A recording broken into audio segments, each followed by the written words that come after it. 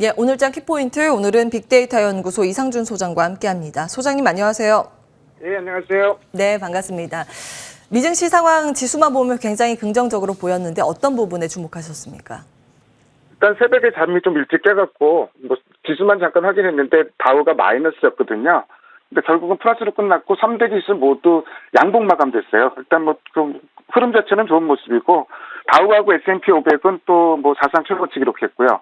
시장 흐름 보면은 이렇게 요약을 할 수가 있습니다. 빅테크 강세, 반도체 약세. 러셀 2000이 0.3% 빠졌고요. 필라델피아 반도체 지수가 1% 넘게 빠졌는데요. 조금 좀 진정되길 바랬는데 우리나라 반도체 급락하니까 그 영향이 미쳤네요. 마이크론 테크놀로지가 6% 넘게 빠졌고 램 리서치가 마이너스 4%, AMD도 1% 넘게 빠졌고요. 오른 종목들은 FD 2% 넘게 올랐고 테슬라도 2%가 올랐습니다. 종목별로는 월트 디즈니가 실적이 잘 나왔는데요. 시간 내에서 5.6% 올라가고 있는 모습이 나오고 있습니다. 달러 인덱스는 강보합, WTI 유가는 약보합. 최신연물 금리는 또 살짝 빠졌었는데 하루 만에 다시 올라오면서 1.36%까지 올라왔습니다. 오늘 제가 준비한 지표는 환율인데요. 어저께 1,160원이 뚫려버렸어요. 지금 차트를 제가 준비를 했는데 추세상으로 보면 이거 좀 굉장히 기분 나쁜 모습이 나오고 있는 건 사실입니다. 소위 이제 주식으로 보면은 저항선이 없는데 이 추세로만 보면은 1,200원 언저리까지도 올라갈 수 있는 이런 흐름이 나오고 있는데 근데 사실 원화 약세는 시장의 악재인 건 분명한데 선후 관계를 좀 잘 생각해 봐야 될 것 같아요. 5월 달부터 원화가 이상하게 원화만 약세를 보이는 경우들이 있었는데 이게 이제 원화 약세 때문에 외국인이 주식을 파는 게 아니라 외국인 주식 매도가 원화 약세를 불러오는 이런 영향이 영향을 미치지 않고 있나 저는 개인적으로 그렇게 좀 해석을 하고 있습니다. 확실히 환율이 좀 부담스러운 수준까지 올라가긴 했습니다. 환율과 외국인 수급 상황 계속 연동해서 보실 필요가 있겠고요. 전일장 수급 특징주는 어떤 부분에 주목하셨습니까? 기관이 닷새 만에 빅2, 삼성전자 하이닉스를 매수를 했다는 게 일단 눈에 좀 들어오고요. 당연히 외국인들은 거의 물량을 퍼부었는데 삼성전자 하이닉스 2조 5천억을 팔았습니다. 매수한 종목들 카카오뱅크가 4월 연속 쌍끌이 매수가 나오고 있고요. 근데 거래는 많이 줄어들었어요. 카카오뱅크는. LG화학은 이틀 연속 쌍끌이가 나오고 있고 카카오, 기아, 어제 기아가 외국인이 왜 이렇게 열심히 샀는지 잘 모르겠는데 외국인 매수 1등입니다. 쌍끌이가 나왔는데 그래서 무슨 애플카나 구글카 얘기가 좀 나오는지 찾아봤는데 그런 기사는 없고요. 어쨌든 굉장히 특징적인 왜 샀는지는 이유는 잘 모르겠는데 굉장히 강하게 샀다는 거 좀 말씀드리고요. 코스닥은 외국인이 배터리 소재주를 집중적으로 산 점이 보입니다. LNF 이틀 연속 쌍끌이고 외국인 순매수 6위 종목이 동아기업인데 이 종목도 이제 역시 쌍끌이고요. 셀트리온 제약도 이틀 연속 쌍끌이, 그 위에 이제 앞타바이오, 시젠, 삼강 MNT가 쌍끌이 매수를 보이고 있습니다. 자, 그저께 제가 수급 특징주 대장주로 증권주를 하나 가져왔는데 오늘은 은행주 한번 가져와봤습니다. 하나금융지주가 수급 대장주를 한번 꼽아봤는데요. 이틀 연속 사고 있는데 더 중요한 거는 연기금이 닷새 연속 꽤 강도 높게 사고 있다는 점이 좀 눈에 들어옵니다. 이 회사 내용을 살펴보면은 이익이 돈 잘 벌어요. 일단 그게 제일 큰 특징이고 상반기 이익이 30% 늘어났고 은행 부분 성과가 좋았고 대형은행 중에서는 순이자 마진이 가장 큰 폭으로 개선됐고 증권 쪽에서도 이 회사는 브로커리지가 그렇게 강한 편은 아닌데 IB 쪽에 성적이 상당히 좋게 나왔습니다. 그리고 또 이 회사를 꼽는 게 어제도 이제 리포트가 하나 나왔는데 싸다, 무조건 싸다, 밸류에이션이 너무 낮다. 예상 PER, PBR이 4.3배, 0.4배에 불과하고 자기 자본 이익률 이런 거 감안할 때 주가는 현저한 저평가 수준은 분명하다 이런 얘기를 하고 있고요. 한 가지 제가 보는 거는 이제 8월 26일 날 금통이 열리는데 지금 계속 금리 인상 가능성이 점점 높아지고 있는데요.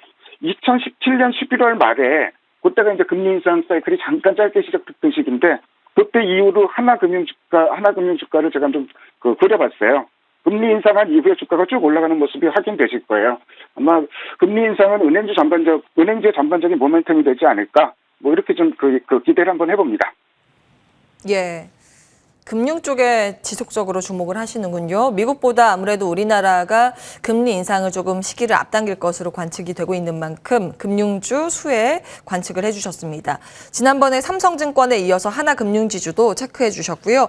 다음은 이제 반도체 투톱 이야기를 좀 해봐야겠죠. 외국인들이 삼성전자하고 SK 하이닉스 집중적으로 물량을 덜어내는 움직임이 요즘 포착되고 있는데요. 앞으로의 방향성은 어떻게 잡고 계십니까?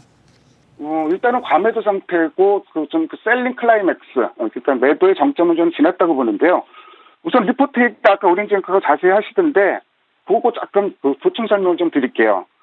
CLSA가 한번 얘기를 나왔었고, 그리고 실제로 좀 디램 현물 가격도 좀 빠지고 있고, 모건 스탠리가 이제 겨울 얘기하면서 지금 리포트를 냈는데, 이 참 웃긴 얘기가 일주일 만에 지금 자기 투자 의견을 완전 반대로 좀 제시한 거거든요.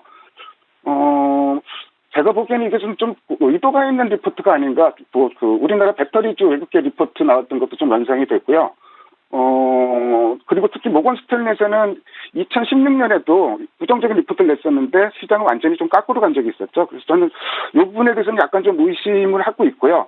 그리고 디램 가격 떨어지는 얘기도 제가 DDR5 얘기하면서 4분기부터는 PC가 이제 DDR5로 교체되기 시작하고 내년 1분기부터는 서버용 디램이 DDR4에서 DDR5로 넘어간다 이렇게 말씀드렸는데, 그럼 디램 현물 가격이 지금 빠지는 거는 제 얕은 견해에는 어찌 보면 당연한 얘기일 것 같은데, 이런 부분이 좀 과민하게 반응을 하는 것 같고, 두 번째로 그렇다면은 이게 이 정도로 매도를 좀 불러올 정도로 거의 어제 두 종목만 2조 5천억을 팔았거든요, 외국인들이. 그 정도의 요인인가 분석을 해보면은 몇 가지 다른 요인들도 좀 있는 것 같아요.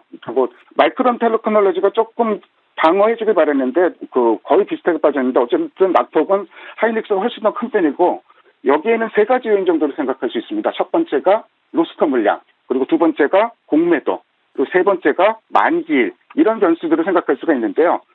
제가 차트를 그렸는데 조금 어렵게 보실지도 모르겠어요. SK 하이닉스 외국인 평균 매수 단가 배율이라고, 용어가 좀 어렵죠. 그러니까 외국인들이 하이닉스로 평균적으로 얼마에 샀는데 지금 현 주가에 비해서 어느 정도 손해를 보고 있나. 그래서 지금 90 정도라는 게 10% 손해를 봤다는 얘기거든요. 통상적으로 매수 가격에서 10% 이상 하락하면은 자동적으로 로스커 물량이 나가는 경우가 많습니다. 그래서 어제하고 그제는 그런 물량이 나온 게 아닌가 좀 이런 생각이 들고요. 두 번째는 이제 공매도 부분을 좀 살펴봐야 되는데, 공매도도 거의 추세는 평균 단가가 비슷해요. 외국인 매수 단가하고. 근데 공매도 같은 경우는 10% 이상 올라오면 이익을 봤다는 얘기죠. 주가가 10% 이상 빠졌다는 얘기니까 공매도 투자자 입장에서는 10% 이상 이익을 봤다는 얘기인데, 그렇다면 이 실현 물량이 좀 나올 수가 있는 상황이고, 또 한 가지 생각해 볼 부분은 공매도 규모가 이번 주에 확 늘어났다가 어저께 확 줄어드는 모습을 보였거든요. 그렇다면은 공매도도 어느 정도 정점을 지난 게 아닌가. 그래서 전체적으로 매도의 정점은 지난 것으로 저는 판단하고 있고요. 근데 주목해볼 부분이, 어제 외국인이 코스피에서 1,800억 팔았는데 1조 8천억을 팔았는데 삼성전자 하이닉스 두 종목만 2조 5천억을 샀다는 얘기예요. 이 얘기는 삼성전자 매도가 시장 전체에 부정적인 영향을 미치는 건 틀림없지만, 그렇다고 해서 이게 시장 위험, 체계적 위험으로 볼 필요는 없고, 삼성전자를 빼고 다른 종목들은 오히려 사고 있다. 그래서 제가 차트를 준비한 게 코스피 외국인 매매하고 밑으로 쭉 꺾여 있죠.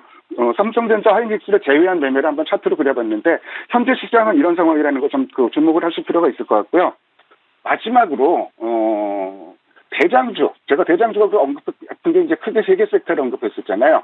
바이오, DDR5, 그리고 배터리 관련주 세 가지를 언급을 했는데, 제가 차트로 준비한 게 신텍, 수급 흐름하고 주가 흐름 같이 준비를 해봤는데, 굳건하죠. 그러니까 지금 반도체 가격, 좀 디램 얘기 나오고 이런 노이즈가 DDR5 이슈를 좀 영향을 미치는, 지는 않는다. 이렇게 해석을 하셔도 될 것 같습니다. 신텍 주가 보면은 DDR5 테마는 여전히 좀 유효하다고 좀 볼 수가 있을 것 같고, 배터리도 한번 예를 들어볼게요. 어저께 삼성 SDI가 드디어 사상 최고치를 돌파했습니다. 이런 상황에서 배터리주, 삼성전자 이 이슈 때문에 흔들린다? 그렇게 볼 필요도 없을 것 같고, 바이오주도 역시 마찬가지입니다. 지금 백신 이슈, 거기다가 이제 셀트리온 올라오는 걸 봐서는 치료제 이슈까지 좀 같이 가는 것 같은데, 그래서 전체적으로 결론은 짓자면은 삼성전자 하이닉스에 대한 매도 흐름도 셀링 클라이막스는 어느 정도 지나고 있다고 저는 보고 있고요. 그렇다고 해서 굳이 이 종목들을 매매하는 것보다는 현재 시장의 중심이 되고 있는 대장주, 대장 섹터, 대장 테마에 대해서 접근하는 전략이 필요하지 않나 이렇게 판단하고 있습니다. 예. 모건 스탠리 의심이 된다 이 말씀 주셨는데, 과거에도 이제 배터리 공매도 하고 부정적인 리포트를 낸 적이 있었는데 그 말씀하시는 거죠? 예, 맞습니다. 좀 과하긴 했죠. 하이닉스 주가 지금 어제 그렇게 빠져도 10만 원인데 목표가를 8만 원으로 제시한 8만 거고. 원 제시했으니까 이거는 좀 너무 과하죠. 예. 그렇죠. 그 종전에 올렸었던 목표가 15만 6천 원인데 반토막 내고 그랬습니다. 그 일주일 만에 그것도 그러니까 예. 옵션 만기일 어제 영향도 있었기 때문에 매도 압력은 약화 가능성, 그러나 이제 심리적으로 흔들리고 있기 때문에 대안주를 보자라는 관점에서 차세대 디램은 이상무, DDR5 말씀 주신 거고 바이오와 배터리 관련주 중기적 상승 여력 충분하다 이 말씀으로 정리해 보도록 하겠습니다. 빅데이터 연구소 이상준 소장과 함께했습니다. 고맙습니다. 네, 감사합니다.